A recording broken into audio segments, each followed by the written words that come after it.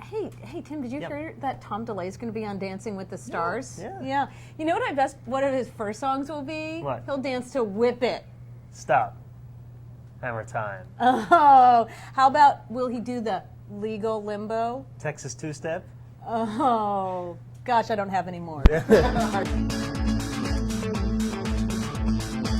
Welcome to Hotline TV, everyone. I'm Amy Walter, and if you see this attractive man sitting next to me, you know it only means one thing. It's house time. We're talking about the house. Oh, yeah, house cleaning. I had to look over here. You said attractive man. Oh, Tim, stop. Now, Tim, there's been a lot of chatter recently, starting at the Netroots convention, where Nate Silver was quoted as saying that he thinks there's a 25 to 33% chance that Republicans can take the House in 2010. I saw John Linder recently saying that he thought there's a 50% chance. Yep. Tim, what's going on? What is your take? Let's talk about this. Is this possible? You know, as we sit today, it looks very distant. I don't know where 25, 33, 50 come from, but it's way smaller than that. Where we sit today, I mean, is it possible at the end of the day Republicans do take back the majority? I guess there's a scenario where that happens, but as we look now, it's just not possible. Right, I'm going to tell you my numbers, and you tell me if this matches up. Okay, right now, if I look at all of the districts where you have a Democrat sitting in either a McCain district or a district that leans Republican, right? Say it voted for Bush last time. It has a Republican PVI, according to the Cook lingo. That's 68 seats. Okay. 68 seats, Democrats sit, this is not counting anything other than where Democrats sit. So 68 seats, that's a pretty big playing field, and there are only a handful of Republican seats in Democratic districts. That's right, but those 68 seats, Republican, the party that wins a huge chunk in these wave elections hardly ever wins 100%. 100%. Never wins 100. They hardly ever win 50. In 1994, I think there was 92, 93 seats in play. Republicans picked up 52. That was extremely abnormal. What is that, a 53% hit rate or something like that?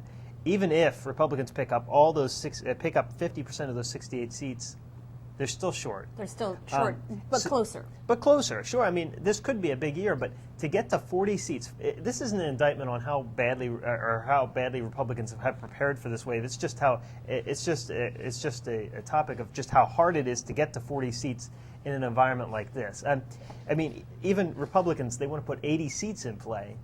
Even if they put all 80 seats in play, a 40-seat pickup, 50% hit rate, taking out those Democrats and losing none of their seats.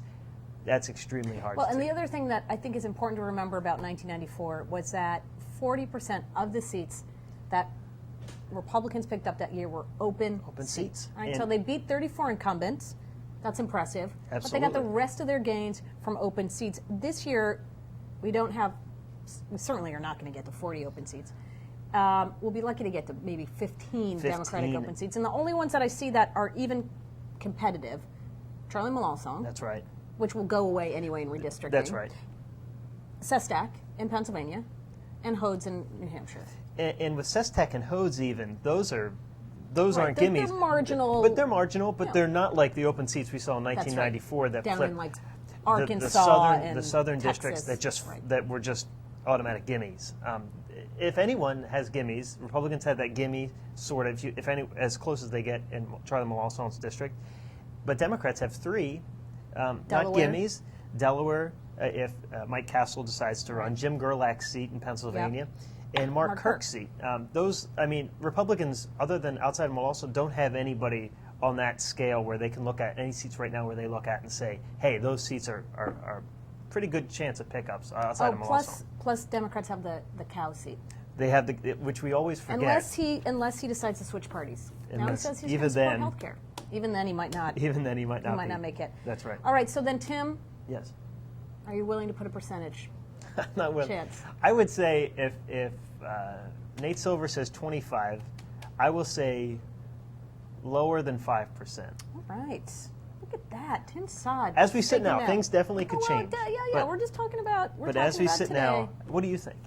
Yeah, I have to say that I see the chances of being bigger than 15. So basically, 20 to 25 looks like a very strong doable possibility. number. A very doable number. That is the number that I would be sticking with today. Sure. Which would be a big deal for Obama, especially when you think about the kind of agenda that he wants to have for the second half of his first term. So, just because you don't take back Congress doesn't mean that you can't have an impact. Which also raises a question. Republicans with John Linder out there saying, we're taking back the majority, do you really want those expectations ramped up if you're Republicans at this juncture early in the cycle? Do you want expectations? Do you want your members going out there talking about majorities getting retaken? Well, and I think for Democrats, they love that idea. Then Absolutely. it can energize these donors who've been sort of complacent. Absolutely it does. All right. Well, we are out of time, unfortunately, because I'm sure we can come up with a lot of models. That's right. Our modeling for our You don't let me do a model here.